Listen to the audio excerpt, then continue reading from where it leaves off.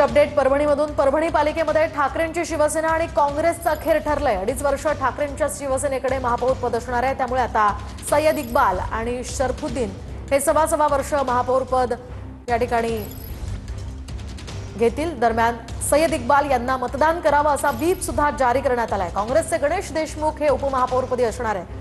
हे सगळे नगरसेवक आता निघालेले आहेत। सध्या परभणीमध्ये हे हॉटेल पॉलिटिक्स चर्चेत होतं आणि त्यानंतर अखेर आता ठाकरेंची शिवसेना आणि काँग्रेसमध्ये निर्णय झालेला आहे। अडीच वर्ष महापौर पदाचा हा महत्त्वाचा निर्णय झालेला आहे। त्यामुळे सुरुवातीला ठाकरेंच्या शिवसेनेकडे 2.5 वर्ष महापौर पद असेल।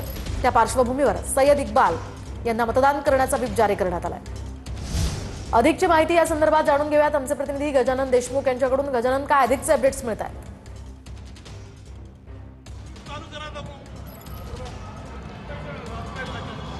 मोहिनी, सगळे नगरसेवक जे आहेत सगळ्याच पक्षाचे जे आहेत ते बी रघुनाथ सभागृहामध्ये दाखल होत आहेत। आता लगेच थोड्याशा वेळामध्ये जे आहे ते निवडणुकीला थेट सुरुवात होणार आहे। पीठासीन अधिकारी संजय सिंह चौहान यांच्या अध्यक्षतेखाली ही सगळी निवडणूक पार पडणार आहे। एकूणच सकाळपासून वेगवेगळ्या राजकीय घडामोडी ज्या होत्या त्याला वेग आला होता। आता काँग्रेस आणि उभाटाकडून आमचाच महापौर उपमहापौर होईल असा दावा केला जात असला तरी भाजपकडून सुद्धा हा 4 उपमहापौर पदासाठी जे आहे ते आपले अर्ज दाखल केले होते आणि त्यानंतर जे आहे ते एकूणच भाजप काय करते, चंद्रपूरमध्ये ज्या पद्धतीनं सगळं घडलं आहे त्या पद्धतीनं काही घडतं का अशा पद्धतीच्या चर्चा सातत्यानं सुरू होत्या। आणि आता जे आहे ते शिवसेनेची सगळी नेते असतील किंवा काँग्रेसची जी नेते आहेत त्यांच्या मार्गदर्शनाखाली सगळे नगरसेवक जे आहे 25 आणि 12 असे 37 नगरसेवक एका हॉटेलमध्ये थांबले होते। ते सगळे सोबत जे आहे ते इथं बी रघुनाथ या सभागृहामध्ये दाखल होत आहेत। दाखल झालीत बऱ्यापैकी सगळेजण।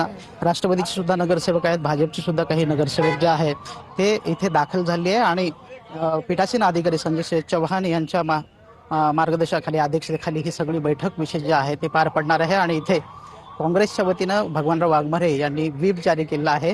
त्यांच्या उपमहापौर पदासाठी गणेश देशमुख यांच्या नावावर एकमत झालं आहे।